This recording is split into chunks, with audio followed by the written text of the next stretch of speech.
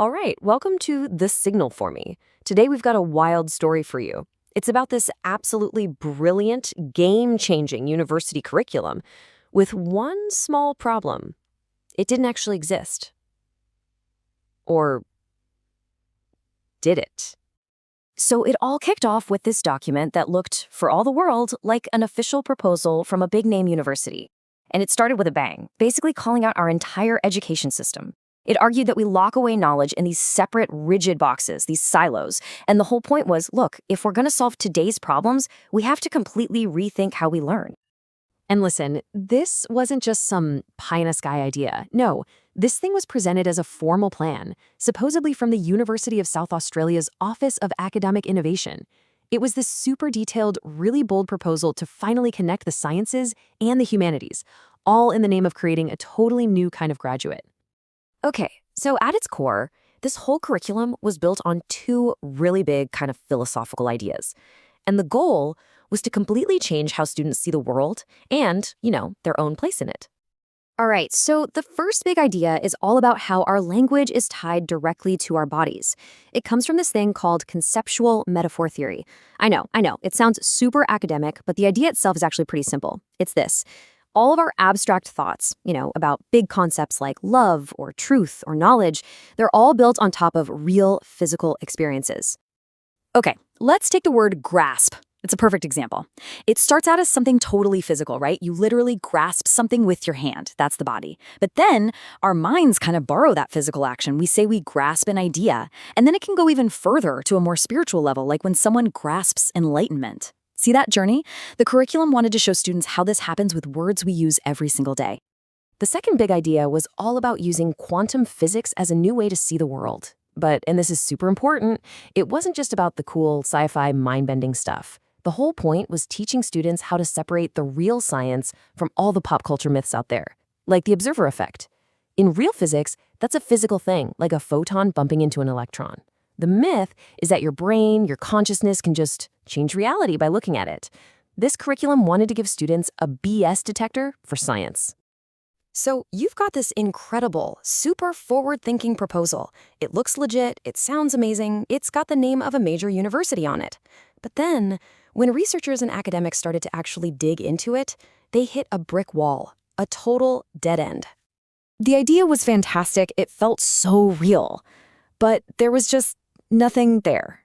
The paper trail was ice cold, which led everyone to ask the one obvious crucial question.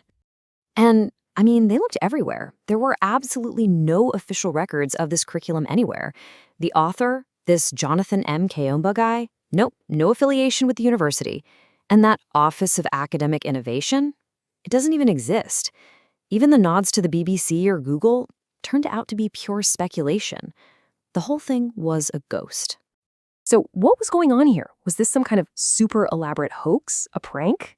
Well, the actual answer, which came from the author himself, was something completely different, and honestly, maybe even more innovative than the curriculum he wrote. The answer was just two words, but they change everything. It's a simulation. The whole thing. That official-looking document, the detailed plan, it was all a carefully built simulation, designed to look and feel real for a very, very specific reason. So in a follow-up statement, the author, Jonathan Kayomba, laid it all out. He said, look, I wasn't trying to trick anybody. He was prototyping. He called it a deliberate alignment exercise. Basically, he built a perfect copy of an official document to test a theory. Could his big, complicated ideas actually work inside the boxy, formal structure of a real university? Think about how smart that is.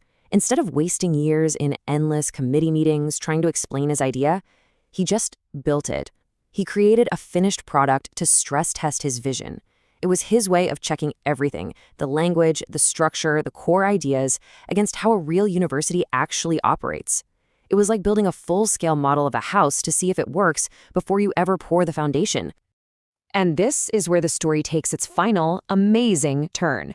Because this whole simulation thing, it wasn't just a clever trick. It actually worked.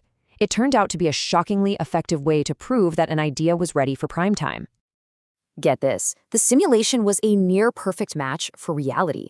When analysts took his fictional proposal and laid it over the actual programs at the University of South Australia, it just fit. It lined up beautifully. His idea for mixing STEM and the humanities, yeah, that could totally slot into an existing department. His plan for tech-based learning, it lined up perfectly with a real-life facility the university already had. This whole thing, which started as a what if, was found to be 100% practical. So when you really think about it, the document wasn't a fake at all. It was a blueprint, and a darn good one. By simulating the end result, the author proved his idea could work before a single meeting was ever scheduled. It really leaves you with a powerful question, doesn't it?